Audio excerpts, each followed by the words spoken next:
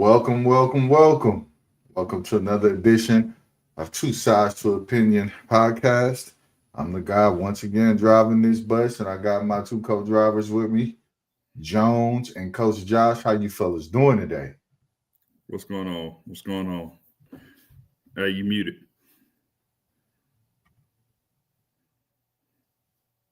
How you doing today, Coach Josh? I'm doing good, man. I'm Like, doing real good. okay. Before we get started, just so you guys know, today is a special day for those who served in the military. My guy over there, Mr. Jones, he was one of my counterparts in the Air Force. Then you got Coach Josh, who his father served in the military as well. To all the veterans out there, home and abroad, to those who served and those who served before us, we want to say thank you for all that you do and happy Veterans Day. All right, so let's go ahead and get this thing popping and rolling.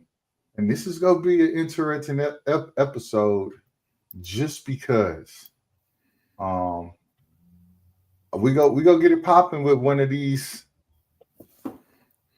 a topic that was highly debated over the weekend, and it involves Brian Daboll. So if you guys haven't known, Brian Daboll was fired over the weekend, and the best question is Daboll firing the right call, but keeping the GM is okay. And I'll start with the man who wanted this topic, Coach Josh. Man, how y'all doing today, man? Thank y'all for y'all service, bro. Yeah, of course. Truly, Of course. truly appreciate it. You know, we gotta keep you safe, man.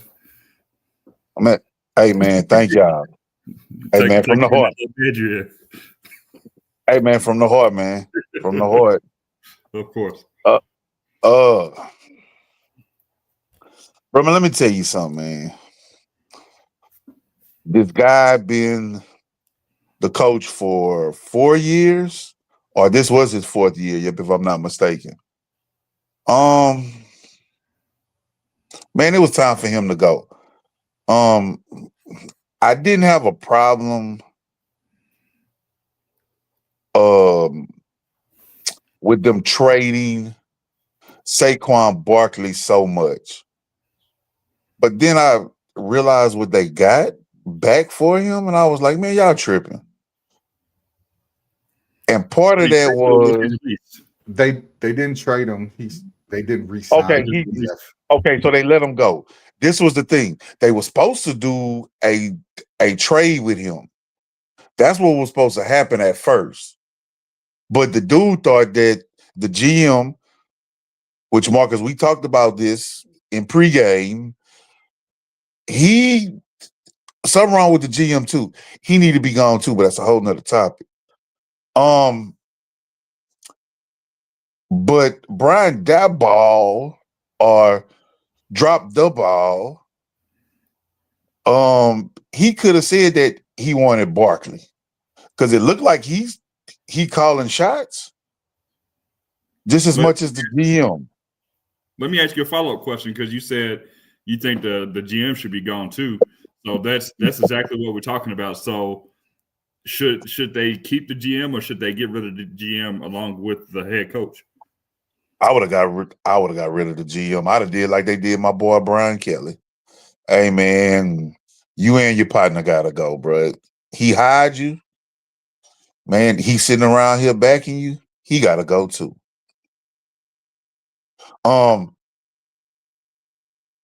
Brian Daboll just did things the wrong way.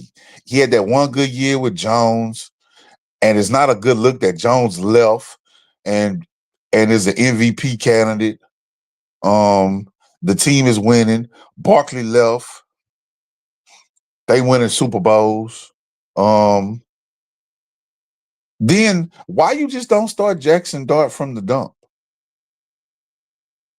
He was so gung-ho about Jackson Dart. Just start him from the dump.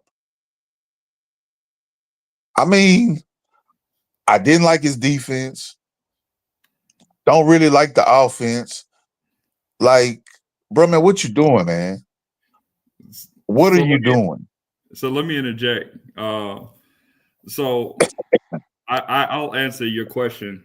The reason he didn't start Jackson Dart from the beginning, one is because he's a rookie, and two, he knew that he was coaching for a job. So he was going to start either I almost said Russell Westbrook. Russell Wilson.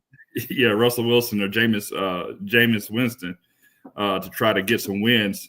I think he's really coaching for his job. I don't think he was really coaching for the growth of the New York Giants at this point. Did y'all hear why he got fired? Why is that? Boy, when Kamikaze up in the locker room after the game, he must have known he was getting fired. He went off on everybody. Like, and they say that was the Raiders of the Lost Ark. He wasn't coming back from that. None of that. But they say that boy just went crazy up in the locker room after the game. Well, So, if you think, go ahead. Here's what I say. If you think about why he probably went berserk, was because that's another double-digit lead that they lost. Big lead. He's been blowing double-digit leads. But can I get a cap? Well, I'm gonna let you finish up. What you got to say, and I'll say some things about what's going on. Go ahead. Bruh, and we saw what he could do. And there shouldn't have to be, man. We done see people get fired for less. Man, we done see people that done got fired the first year. Bruh, like, okay, you was coach of the year 1 year. Y'all made the playoffs. But, bruh, y'all look bad, man. Man, look bad. And it's just to a point he got to go. He should have been gone, I believe. I don't believe he should have been there for Jackson Dart. Just me, personally. And I believe that GM need to go too. So, but y'all could go ahead. I'll jump in on that one. I'm going to be honest as possible. I don't believe it's the right call. Whether you wanted to admit it or not, they had a connection. Daboll and Dart, that is. Let's not forget that they lost some elite neighbors. Okay. Scatterboo. And in that game, which they lost the 10-point lead, Jackson Dart and them was balling until he took the concussion.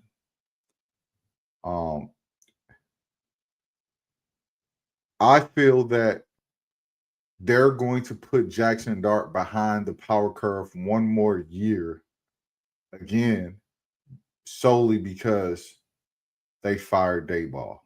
It's okay. But the crazy thing is, if you're going to fire Daboll, then why not fire the GM? Let's not talk about him messing up Saquon Barkley. Let's not him talk about messing up Indiana Jones. They've missed on some picks that they should have hit on. So my thing is, if you're going to fire Daboll, who hired Daboll?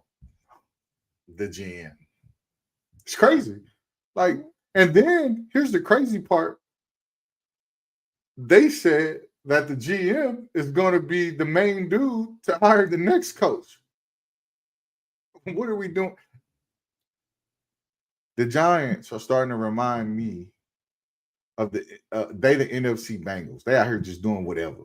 They just go do stuff that just don't make sense, and then wonder why they're in the same position every year when the year starts and ends. That's all I say. Can I interject real fast? Yeah, go ahead. Okay, so from now to the end of this podcast, y'all gonna hear me holler, like Marcus, you just said, that they doing things that don't make sense. I'ma just holler out just FBI. Does everybody understand it? Like, and there's a reason I'm hollering out FBI, because if they doing things that don't make sense, and we're gonna get to that in another topic later on. The FBI. I just want to let y'all know that. Understandable. Jones, go ahead with your take, baby. Yeah, so I mean, let's just touch on the thing you're talking about, something that don't make sense. I had a conversation with a buddy of mine over the weekend, and he was simply saying, he's like, why is it that there are certain teams that are always good, and then there are certain teams that are always bad. And, outside of what we will discuss here in a moment, you just got bad leadership, listen, when you're dealing with people that are making these type of investments with players, teams, stadiums, and things like that, right? You have overzealous, overbearing owners who are not football people, right? Probably haven't played the game, right? Probably just started watching football when they acquired the team, right? Somebody had to sit them down and coach them up on, what a quarterback is, and different formations and things like that. I'm being a little tongue in cheek here, but it's really, that's what it really comes down to. You have great leadership, you have bad leadership, and the bad leadership, the pieces that matter, the owners aren't selling the team because they don't know how to run an organization correctly, right? They will hire, and here's the thing too, they can hire good people, put them in a bad situation, and then, blame them. That person then goes on to another organization that is well ran, and they look like the next coming, right? But I'll digress. So the question was, is Daboll firing the right call, but is keeping the GM okay? I can't say it's the right move, but I understand it. I get it. I don't mind the move, right? You hit on it a little bit, Coach. I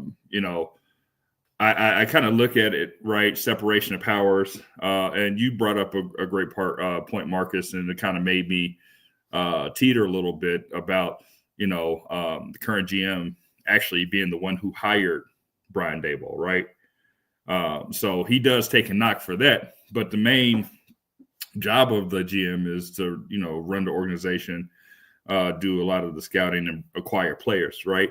It's up to the coach then to coach these players up, right, and get the most out of them. So when you've been a coach for 4 years, right, and I'm a Browns fan. I'm a living witness. I'm seeing it in real time. We traded Joe Flacco mid-season. He was throwing for less than 200 yards a game, and I get talent's different or whatever, right? But he's throwing for 450 yards. Like we couldn't get one of those games. Like with Myles Garrett, I think we would have won, at least 2 more games than what we have. But Stop so it. what else? Stop. Let me tell you why. Stop it. You Listen, don't have a Jamar Chase. FBI. Listen.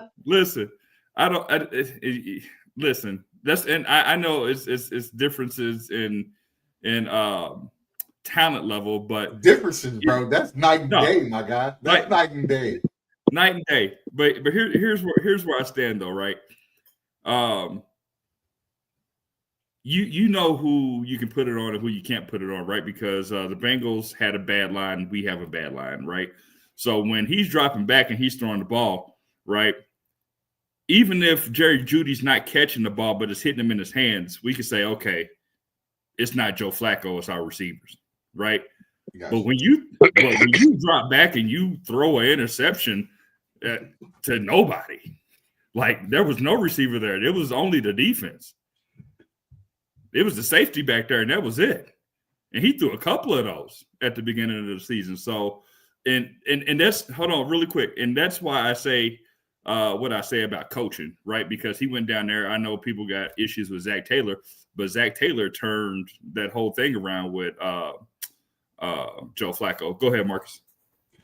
To the guys out there in the chat watching, jump in the comments and let us know. Is Daboll firing the right call, but keeping the GM is okay? Let us know. We'll move on to the next topic. You guys got anything on this topic? Yeah. Let me finish up real quick. So with the GM, the GM brought in Abdul Carter, right, who was supposed to be a premium defensive He's filling end. in lap, but yes, go ahead. Sure, but he picked him. I'm just right? saying but that's the job, though, brother. Some picks are easier than others, but yes, go ahead. No, they're not. Justin Gilbert, Cleveland Browns, number 8 selection was a bust. I mean, They I can also go down. picked. I wonder if he's the one that picked Daniel Jones. I don't know. He might not be, but if it is, Well, he saw something in him, right? And it's up to the coach to get it out of him, right? So now he's in Indianapolis showing you why he picked him. now he's starting to play like his old self now. He's throwing interceptions left and right, but Sure, we'll go somewhere else. Okay, so he picked Abdul Carter, right? He picked up Jackson Dart, so he had to make a move for that, right? Strategy in that. Malik Neighbors is a bona fide number 1 wide receiver. I think that's the layup pick, bro. That's a layup pick, man. Come on, man. But he's putting him on the team. Hold on. You and I can collectively put him on the team, but keep going. Cam Scatterboo, 4th round. That was a great pickup. Okay, I'll give him that. Okay. Tyrone Tracy, 5th round pick. That was a good pickup. He was a decent back, or is a decent back, right? For the pick you got him at, yes. Sure, right? And he hasn't made any boneheaded moves to where he's putting the team in a deficit to where they don't have any 1st round picks for 3 to 4 years, i.e. Browns. Okay, right? But let me ask you this. Yeah, go ahead. Let me ask you this. Is he the one that let Saquon Barkley walk out the New York Giants locker room and never come back? He is. Well, let me say this. If Saquon was still there, the New York Giants would still be in the same position. The only reason that it's hindsight is because he went to a great team that was missing one piece, and he was that piece. So yes. Go ahead. Here's the crazy thing. His owner said, I don't want him to walk out of here and go to the Eagles. And he walked out and went to the Eagles. Okay. But let me ask this question? Hold on, let me ask a follow-up question to Marcus real quick. Okay. If they kept Saquon Barkley, would they been a Super Bowl contender over the last 2 years? Hey, I got some guys who got some things to say and add. So hold on, answer that question real quick before you answer that. Hold on. Corey says the GM should have been going too. I agree with you, Corey. I agree with you. Let's see. He also says Jonathan takes pressures off. He ain't lying. Since you're going to talk about Daniel Jones. Well, let me say this. He had the same setup with New York, right? He did have a Saquon Barkley and still looked like cheeks. No, you're right. I'm just saying I don't think the Giants will be much better off than what they currently are. So I agree with you, Brody. I agree with you. Yeah, no. So I'm just making a case, right? So like I said, I can't say it's the right move, but I understand it, right? Gotcha. Because he hasn't done a bad job of bringing in talent, right? And I think at that point, that's when you move off of your GM, right? When you're missing on picks and you're making moves and it's not working out. But if you bringing in the talent, and the coach can't get the best out of the talent, then it's time to move on for the coach. Now, I will say, if you want to move on from the GM because he's the one who picked the head coach, then I can see that. But as far as the rest of it, I don't mind the move. Gotcha. What you got, Coach Josh, before we move on? Just a hypothetical. Do y'all really think Saquon was coming back? Yes. If they would have offered him a contract, he was coming back. He said he never wanted. If they would have offered him a Myles Garrett contract, no, he was coming back. He said he was willing to take less money. He said he's coming back. Yes, he said he would. Yeah, he said. But the owner just happened to say, "Hey, I don't want him to go to the Philadelphia Eagles." Because that was and the he word ends on up the in the Philadelphia. Okay, then. So they kind of knew what was going on. Yeah. We'll move on to the next topic, guys. This one is dangerous. This topic we're about to talk about. This one's a little dangerous, and it's why, because of what's happening in the landscape. So the sports betting landscape, and what would you do to keep the integrity of sports? Now, if you guys take a look at the picture behind me or behind us, those are all the individuals currently in trouble or allegedly did some type of illegal gambling scandal. Now, one dude is missing who happens to be Asian, because they said it wasn't him. They said it was his interpreter. And y'all can see the interpreter right there, but we won't say his name. But Allegedly. yes, allegedly. I ask you guys again, what would you do to keep the integrity of the game? I'll start with you, Jones. Yeah, I mean, yeah, it's a tough topic, right? Because I've when you asked this question, I was preparing for tonight. I really asked myself the question, how do you keep the integrity of the game? And I'll go through the list, but in the grand scheme of things, none of this really matters, right? We can make suggestions, but if the people who are in power do not hold these people accountable or hold people to the standard or enforce the rules, any measure that you implement, it's not going to work. Currently they have things in place, rules, regulation, policy that is supposed to prohibit these things from happening. And if they do happen, they should be punished accordingly. But, with the measures and policy and regulations that they already have established, we see that it has not worked. They said that Terry Rozier was investigated, suspended for the season, and then was allowed to come back. Right. So again, the powers that be are really the driving force for this, and the enforcers to make sure that they can drive change and have lasting change. So some of the things I looked at: zero tolerance policies, immediate and public consequences for the athlete, referees, and staffs that are being caught. Anonymous reporting, right, to make it safe for other folks to report something if they see it. Mandatory reporting, require the league and sports books to report suspicious betting patterns in real time. And then, for some of these folks, it becomes an addiction, right? So mental health, welfare, and financial counseling should probably be implemented or more robust than what it is currently. I know that they have it during their rookie year, but I think I'm not sure, and maybe you guys can fill me in, but it may be a little more robust than I'm explaining. But from what I understand, your rookie year, they give you some of these classes, and then that's it, right? They just kind of leave you to your own devices. So those are a few things that I looked up. But again, like I said, it's not going to mean nothing if the powers that be don't enforce the rules and let things slip through the cracks. And when I say slip through the cracks, I mean intentionally, right?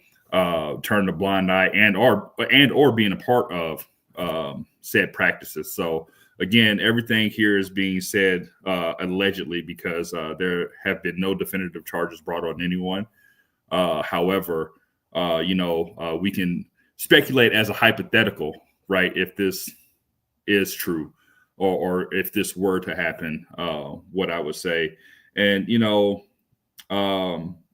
it has to be across all sports, right? I don't think that, they can individualize their regulation and practices when it comes to sports betting in this way. It has to be something that is unified across all sports.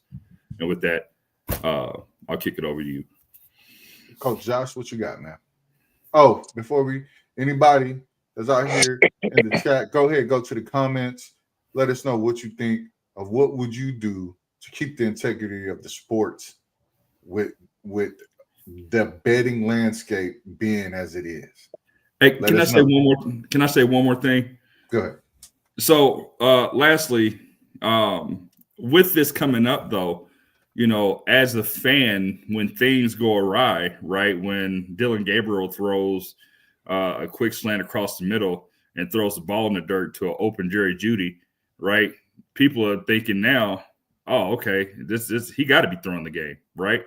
Because because no NFL quarterback misses that bad. Or when you have a play action fake rollout screen to the right, you overthrow a wide open receiver that has at least 15 to 20 yards of open field, right? So it's hard to look at sports now when things go wrong, especially, for example, right, when teams don't cover and you have a football team that is trying to run out the clock. They have 3 seconds left, and instead of running back for 3 seconds and taking a knee and letting the clock run out, they run all the way to the opponent's end zone, take a safety, and now the team doesn't cover, right? So when things like that happen, you're looking and you're like, come on, something has to be awry, something has to be amiss, right?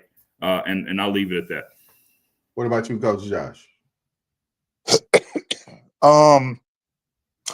So for me, coaching guys, from all different levels, man, you would be surprised that this stuff has been governed for about the last 20 years, man.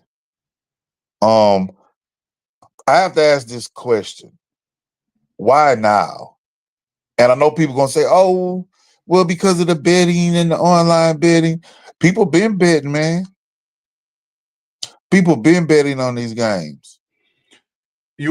This is what I'll say why. You asked that question, and my answer is because now the gambling sources are in bed with the sports organizations. Okay. FanDuel is with the NBA, ESPN is with the NFL. Allegedly. No, those guys. No, those are. When I say that, I mean sports betting. Yeah, and when you look at they it, have deals with. Sure. With like ESPN just dropped the deal. Yeah. Exactly. Like ESPN just dropped the deal with who? With Penn? Yes, exactly. So those guys, they're tailored. Yeah. There's money invested from gambling themselves to those sports. Okay. So that's why it's becoming that's cool. That's cool. So why you not getting on owners more than you getting on players? Because the players are not, they don't get a percentage of none of that. I actually have some things on that I want to get to. Here's what I say. I'm gonna say it real fast. If you want to fix it, do like they do in schools. Y'all remember when we used to go in school and you couldn't go to a certain website because it might have been adult rated? So it's blocked. Yeah. As soon as you step into a facility, you shouldn't be able to access any sports betting app from anybody. That's the first thing. The second thing is stop only getting on the players, charge the other individuals too. And when you charge them, make them pay the money back that was won, along with paying an additional fine. You got to start sticking to people. It should be a one-time thing only. You do this that one time, you're finished. You shouldn't get no more chances. Yeah, zero tolerance. Shouldn't be. Oh, well, let's take. But it is zero tolerance. Yeah, but I feel like, and I'll say this again, like Jones. But it is zero. If you bet on the game, or you bet on yourself, like that's zero tolerance, man. Well, it's not, because we've had NFL players, NBA players get in trouble for gambling, and then they betting on themselves. No, were they betting on themselves, or were they betting on? Yes, they were being bet on. They were in cahoots with individuals betting on them. So yes, they're betting on themselves. Okay, right? Because I know that in basketball, that's zero tolerance. Yeah. Like in the NBA. Well, it wasn't. So with the whole Terry Rozier thing, he got suspended, and then they brought him back the next year. Yeah, that's. I mean, look at Michael Porter Jr. brother. He gone for life. But he's a nobody though. I mean, okay. There's somebody. Somebody I really want to talk about, but I'm not going to talk about him, because if I talk about him, I feel like we'll somebody, we might get a cease and desist, and I'm not trying to be in those ceases and desists, but y'all know that there's a guy somewhere in the baseball world who got in trouble, and he wasn't to blame for it. And if you guys pay attention and listen to the documentary that they did on it, the dude said, "Hey, we have this dude," and he didn't say we had this dude's interpreter. You know what I mean? So I'm gonna just leave that there. Well, Yeah. and the last thing I'll say about that is, you know, there are athletes now on, you know, and you know, to Marcus's point, and I don't want to say anybody else's name that that wasn't found guilty or charged with anything, but there are plenty of athletes who are on podcasts right now talking about, oh, you know, listen, you've seen it, Yeah, right? agreed. If I fake an injury, right, and I lose the under, I'll tell them, right, and then you know the whole, you know, everybody that I'm in my circle gets paid. So they're openly talking about this. So, you know, even if, you know, you put in measures to where, okay, well, you know, you can't, you know, be in the facility and, you know, have anything pop up, this, that, and third. Well, if they know the line beforehand and their friends are telling them, you know, and, you know, they're like, oh, well, I'll just fake an injury in the third quarter. And, you know, if the line is 20, I'll make sure that I'm under 20, you know, I'll get 18. Right. So, that's all I'll say about that. To everybody out there in the chat, if you got an opinion, man, go ahead and put that in there. That's why it's called Two Sides to Opinion. We have ours. You guys have yours. Put it out there. Also, take a look at these individuals. If you don't think this is becoming an issue, there's way too many individuals to be messing with sports gambling. We'll move on to the next topic.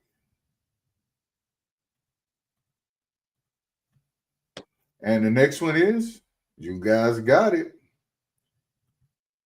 It's our Pick'em series, and this is usually one of the funner ones.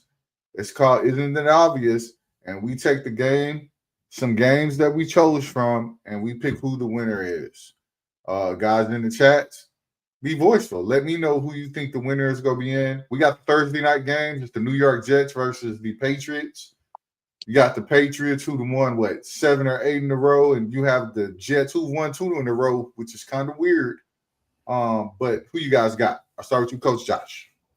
Man, I got the Patriots, man. They kind of on a little run right now. They look a little strong. The Jets need to lose a game so they can get this high draft pick. So they can't be winning all them games like that. Lord knows who they gonna draft, but hey, that's another topic. But I got the Patriots. The Jets, they looked pretty tough the other day.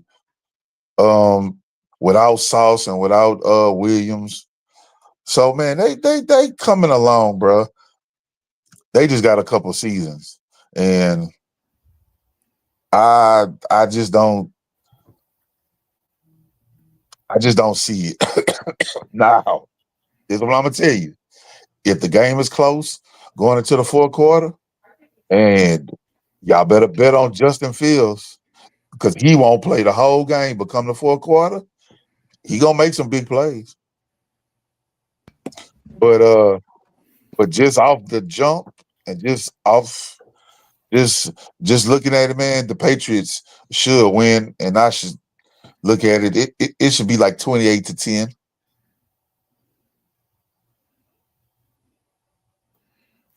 Yeah, I'll jump in real quick. I'm not going to give any long, elaborate speech. It's everything that Coach just said. They done winning this year. So it's the Patriots. But I will tell you, Coach, I'm upset on how you tried to say that New York Jets are looking good when I think Justin Fields. So the last two games. Last two games, man. Sir. He completed 6 passes for like 42 yards or 56 yards. All of their points came from special stop. They no, because they would, if they put up the same numbers they just put up against the Browns, they're not beating anybody in the NFL. But the crazy part is they beat the Browns. No, of course. No, 100%. Absolutely. Absolutely. And that's the crazy part.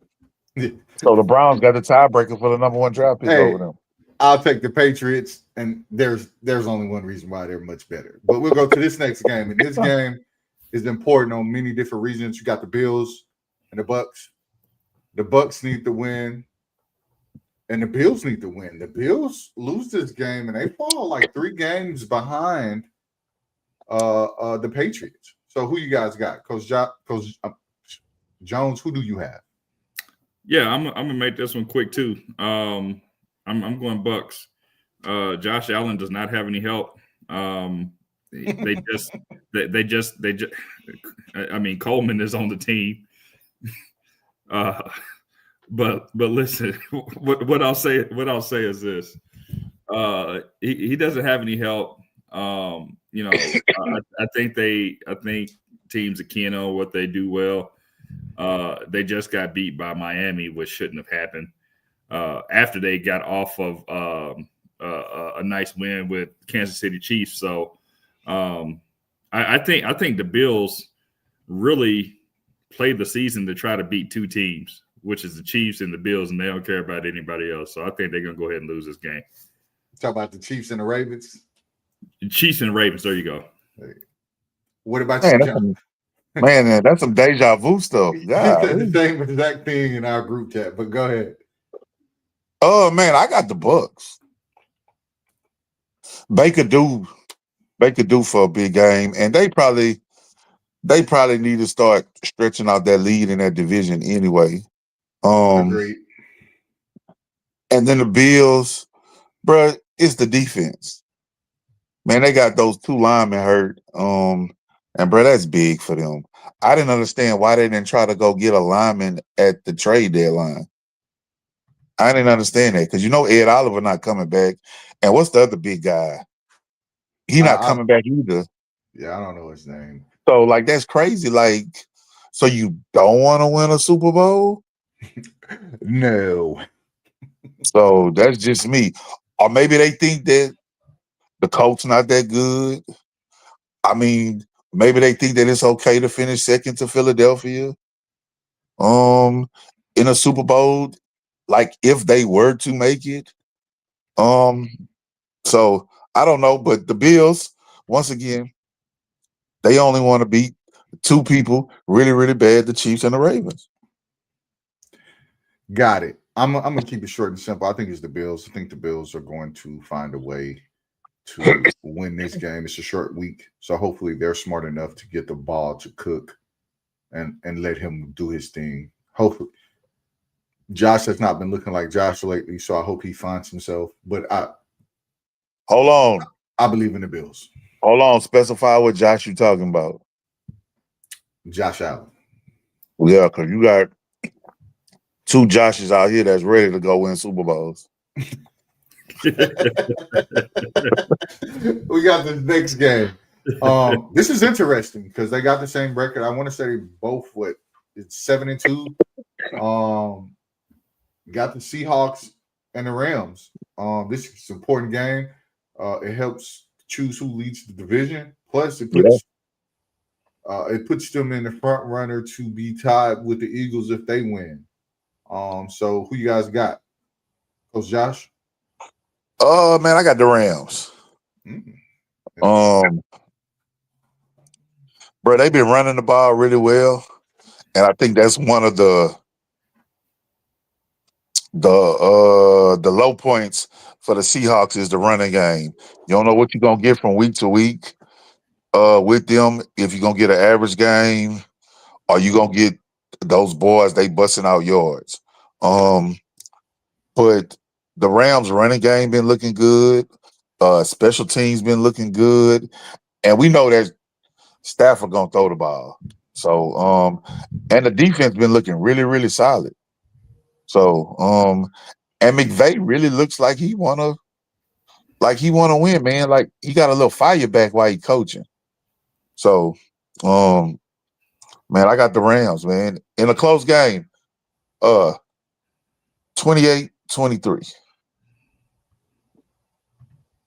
Go ahead, Jones. Who you got? Yeah, I was watching a video. I was watching a video earlier this week, and it was a video of what's Adam's first name? Devontae. Oh, yeah. Yeah, Devontae Adams, right? And my man was trying to get busy. Breaking news. Breaking news. And hurt his back. Oh, man. It reminded me of what was that Dave Chappelle skit where he was like, I need a back out of me. So man, that boy sciatica start acting up. Hey man, we got a seat right over here for him, man. The 30 and up club. Oh, hey, yo, you know what it remind me of, man? It remind me of when them young fellas be racing. Y'all seen the videos of them young fellas be racing them old fellas, and they be in the middle of their run, and then something just pop, and then them boys they just tumble over. Yeah. Yeah. So nothing beats a Jet 2 holiday. So let me just say this, and I'll be quick with it. I'm going with the Seahawks. So Corey, you're absolutely right. I mean, Jackson Smith and Jigba, he's out here getting busy. I think he's really fighting to be labeled as the number one wide receiver in the NFL this year, right? I don't see anybody week to week who's better than Jackson Smith and Jigba. So I know Seahawks are a little inconsistent sometimes when it comes to Sam Darnold and turnovers, but I think they have enough firepower to go ahead and get this one. I got them by 7. Yeah, I got the Seahawks as well. And the reason I got the Seahawks is I believe their defense is a little bit better than the Rams' defense. I believe that front line is something different. It is definitely something different. But like you said, Jones, JSN, Jackson Smith and Jigba has just come out of a shell that we didn't know he had. He made the trade of DK Metcalf to the to the Steelers look phenomenal. Like, okay, y'all did the right thing. You saved the money. You didn't overpay. And look, they're able to put a team around him. They went and got Shaheed. And he got to get his feet wet. So I'm going with the Seahawks. He really don't have to, because that's his old offensive coordinator from last year. Yeah, but you got to play with the quarterback and get the timing and things down, what he likes to do and things of that nature. Guys in the chat, if you go ahead and pick them with us, man, let us know who you got is winning. Going to the next one. Next one is another important one. You got the Kansas City Chiefs and the Denver Broncos. This is important on many levels because KC can't fall too far behind, but the Broncos don't want KC on their butt either. Currently, right now, the Broncos lead the division. Who you guys got, Coach Josh? Kansas City. Patrick Mahomes don't like that whole Sean Payton crew over there. And they hot right now. Yep, I know they got a little loss from them Bills. But we said that the Bills only want to be 2 teams. But I got Kansas City in a low-scoring game. I think this is about to be a defensive game. With Bo Nix playing like that? All right. Well, let me just say this. I'm going Kansas City, man. They're coming off a bye week. Andy Reid does not lose coming off bye. He don't lose week 1, and he don't lose coming off bye weeks, right? So I don't care if it was the Ravens in this game. I would still pick the Chiefs. So with that being said, I'll just keep it nice and simple. Kansas City Chiefs. Bo Nix is starting to look like Dylan Gabriel. So I mean the coaching elevated Bo Nix, but teams are starting to figure him out as well, and he's looking pedestrian. So give me the Chiefs. I'm gonna say this, and I probably sound a little crazy, but I don't like the run defense of the Kansas City Chiefs right now. I don't like it. And for some reason, and somehow, in some way, the Broncos have figured out how to run the ball. Okay. You're right. That boy been playing like pure garbage at quarterback. Like if he had anybody behind him, I think they would have subbed him out because he has not played really well. But here's the crazy part: they've winning. They've been winning. That defense is strong. This is a game where if they do lose, they lose because they can't run with those wide receivers. Missing that all-pro corner hurts. So, but I'm gonna take the Broncos because I don't like everybody picking the same person. But I got the Broncos. We'll go to this last pick 'em. It's a doozy. You got the Eagles and you got the Lions. This one's hard. It's important on many levels. Who you got, Jones? Like I said, I'm making it nice and quick, man. Lions. Ooh, okay. I'm taking the Lions in this, man. Jalen Hurts, the last game against the Packers, I mean, hell, didn't nobody score any points until after halftime. Right? I mean, the only thing that scares me in this game is Dan Campbell. Dan Campbell he's taking over the offensive play caller. Can I pause you for 1 second? Yeah, go ahead. Y'all always got to remember that Jared Goff is still back there. Every year he has that game where he plays entirely horrible. That last year was against the Texans when he threw them 5 interceptions. You guys remember? Mm-hmm. The year before, he's had those games every year, and I'm just wondering if this is the game that he does off the wall things. I don't think so, man. I think he's going to be tight. I think he's going to be buttoned up. I think he's going to be focused and precise. I think that game that you're talking about is going to be against a bad team. I'm just saying. He has that game, and this isn't a divisional foe that I don't think he's going to have it against a divisional foe. He never does, but it's always that one weird game, and he's been playing exceptionally well this year. I'm taking the Eagles. I got the Eagles. Who you got, Coach? I got the Eagles. Who did they pick up for the trade deadline? The Phillips dude. And who else? The two corners. Yeah. So they about to get on this run right now. Well, they lost one corner already because he stepped away from football, but I'm glad we got rid of him. But they about to get on this run. I hope that this AJ Brown stuff kind of goes away. It's not going away, but let's say this. They had the same thing last year while he was reading books and they won a championship. So that's the same thing I'm saying. And Mr. Jones, when did Dan Campbell start calling plays? Last game. How many points did they score? What was the score? Who they played? They played an NFL team. I thought they put up a lot of points. 44. Yeah, but so let me just preface this by saying because Marcus jumped in there.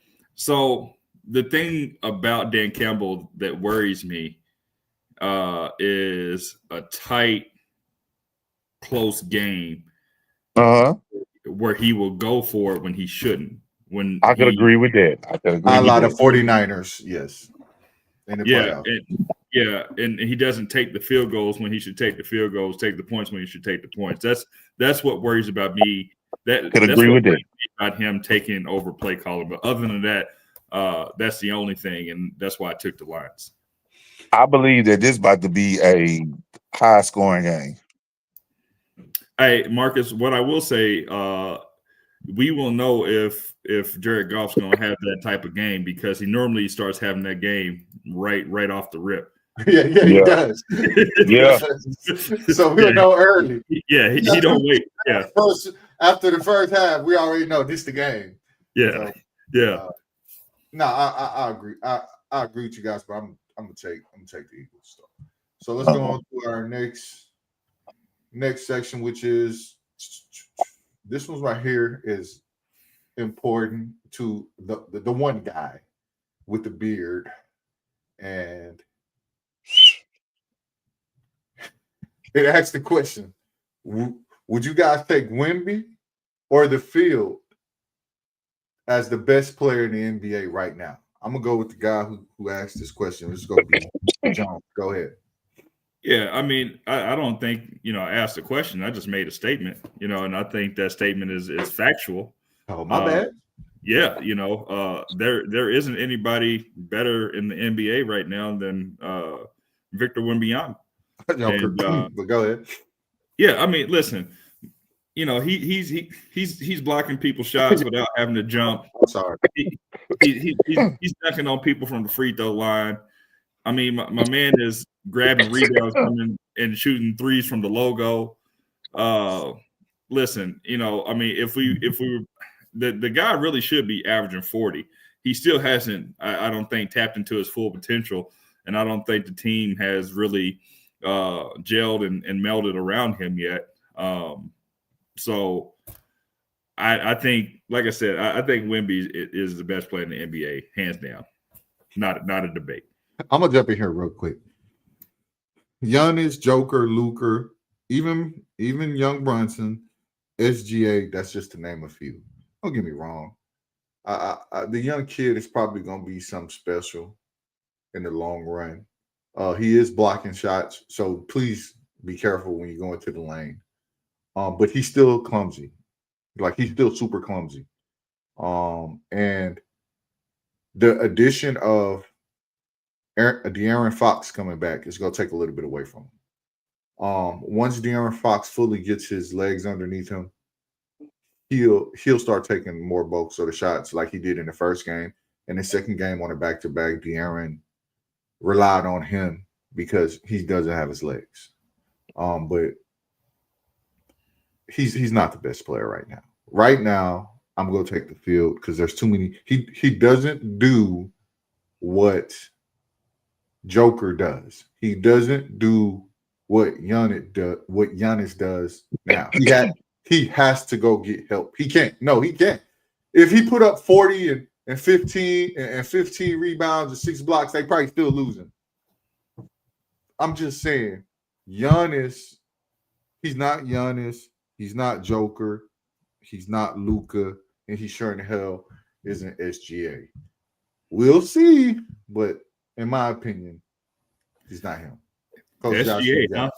Hey, man, he might be a flopper, but he still know what he need to do. Go ahead. Well, my whole thing is that what I haven't saw from him yet is him being so what's the word I'm looking for? Is it aggressive? Calling for the ball? No, because he's aggressive. Man, the boy go to the hole from half court. He blocking shots, he banging up in there, but he's not overwhelming them right now. I think that maybe because of the youth. Like you said, Marcus, the 40, 15, those things, they not just there yet. Like, because I saw Giannis play the other night, and he just was better than everybody on the court. Like, it wasn't like he was stronger, he was faster, they couldn't stop him. Now, I'm going to tell you this. The projection of Wemby is super high up and rising daily. Did Fox come back yet? I didn't pay attention. Yes, he's back. Okay. The last 2 games he was back. A good coach would have Fox take about a second or third seat behind Wemby. Because Castle not playing bad. I don't know. I'm right now, like I wouldn't take him as a top player up in the league, but you can see that it's coming very soon. That it's coming very soon. I just hope the Spurs will win more games. So that's the main thing. Who leading the West right now? I think it's the Spurs. So the Spurs in the lead right now? Give me 1 second, I can tell you. Yeah. I think their record is 8-2. Yeah. Okay. I think they're leading. And who behind them? Is it OKC? Actually, I'm sorry. No, OKC is number 1. They're 11-1. Okay. Yeah. So I thought so. But San Antonio's 8-2, Denver 7-2, Lakers 8-3. okay. Houston is 6-3. What's going on with Houston? Nothing. But anyway, okay. Nothing. But I believe that they gonna hit a little. I don't know, man. They got a lot of youngsters, but they got a lot of good youngsters. But the curve gotta start coming, bro. And I'm not seeing that overwhelming of all the and like it's just not Wemby. It's like all those young players. So I agree with you. So we're gonna go ahead and go to our last segment.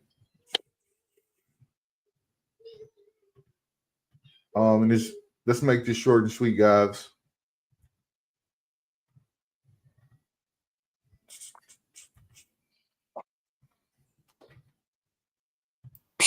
Who's currently the front runner for the MVP in the NFL? He's right there, Jonathan Taylor. Short and sweet. Okay. It's either Jonathan Taylor or Matthew Stafford, but I'm going with JT. Who you got, Josh? I'm going with JT. Out of these people, I'm going with JT. I'm gonna go a little bit off the wall, like off the wall a little bit, guys. Jackson, Smith, and Jib. That's what I'm going with. I mean, I can't disagree with that. What he's done to that offense and been becoming the number 1, if not the best receiver in the league at the moment, they gotta start giving a little bit more credit to these dudes. The reason why, and this is how somebody said Davis Mills. You